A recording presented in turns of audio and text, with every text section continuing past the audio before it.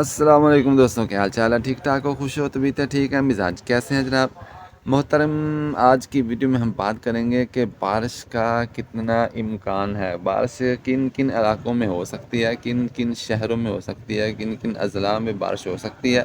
تو اس کے متعلق بات کریں گے، تو آپ ہماری ویڈیو دیکھ لیں، انشاءاللہ آپ کو فائدہ ہوگا۔ آپ نے کن پودوں کو پانی دینا ہے، کن کو نہیں دینا ہے، یہ بھی ہم آپ کو مختصر بتا دیں گے۔ اور اگر آپ پانی دے دیں گے تو اوپر سے اگر بارش پڑ گئی تو کتنا اس کا نقصان ہو سکتا ہے۔ اور آپ نے ویڈیو پوری دیکھنی ہے۔ اگر آپ بھائی کے چینل کے اوپر نئے آئے ہیں تو بھائی کے چینل کو ذرا خوشبو لگا کے سبسکرائب کر دیں، ویڈیو کو لائک کر دیں اور بیل آئیکن کو دبانا مت بھولیے۔ تو میرے دوستوں، میں نے جیسا کہ پچھلی ویڈیو میں بتایا تھا کہ اسموک کے کتنے نقصانات ہیں، اس کی وجوہات کیا ہیں، وہ مختصر پھر میں آپ کو تھوڑا سا دہرا دیتا ہوں۔ اسموک کی وجوہات ہماری گاڑیاں ہیں، ہماری گاڑیوں کو جو دھواں نکلتا ہے، ان کی ہم اوور ہالنگ نہیں کراتے، ان کی دیکھ بھال نہیں کرتے، ان کی فٹنس ہم چیک نہیں کراتے، جس کی وجہ سے جو ہے ہمارے اس اسموک کے صورتحال کا سامنا ہے۔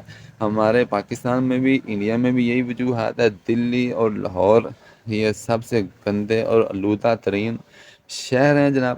تو ہمیں اپنی آنے والی نسلوں کی حفاظت کرنی چاہیے۔ بھٹوں سے جو نکلتا ہے دھواں، فیکٹریوں، کارخانوں، چمنیوں سے جو دھواں نکلتا ہے، یہ اسموک کی مین وجوہات میں سے ہے۔ اور دوسرا، جو ہم باقیات فصلوں کی جلا دیتے ہیں، یہ بھی مسئلہ ہے۔ تو کوشش کریں کہ یہ اپنی فصلوں کی باقیات کو نہ جلایا کریں۔ تو بارش کن کن اضلاع میں ہو سکتی ہے جناب؟ مری، راولپنڈی، چکوال، تلہ گنگ، خوشاب، میاں والی، بکھر، آگے آ جائیں جناب، جہلم، سرگودا، گوجرانوالہ اور ڈی جی خان، ڈیرہ غازی خان۔ ان علاقوں میں جناب آج اور کل بارش کا امکان ہے۔ تو اگر کوشش کریں کہ اپنی جو کچھ پودے ہیں اور پودوں اور کچھ فصلوں کو جو ہے پانی نہ دیں، جیسے کہ لہسن ہے، یہ آپ دیکھ رہے ہیں لہسن میں نے یہاں پہ لگا رکھا ہے۔ تو آپ نے لہسن کو پانی نہیں دینا، کیونکہ اگر آپ پانی دیں گے اوپر سے بارش پڑ گئی تو پھر آپ کو مسئلہ بن سکتا ہے، یہ گر سکتا ہے، اس کی پیلا رنگ پڑ سکتا ہے، اس کو نقصان ہو سکتا ہے۔ اور یہ ساتھ میں جناب یہ مٹر دیکھ رہے ہیں میرے، یہ جب سے میں نے لگائے ہیں ایک دفعہ میں نے ان کو پانی دیا، دوبارہ میں نے ان کو پانی نہیں دیا، کیونکہ آج اور کل کا دن میں انتظار کروں گا۔ بارش پڑ گئی تو فابیہا، نہ پڑی تو پھر میں ان کو دوں گا پانی، کیونکہ ان کو پانی کی کم ضرورت ہوتی ہے۔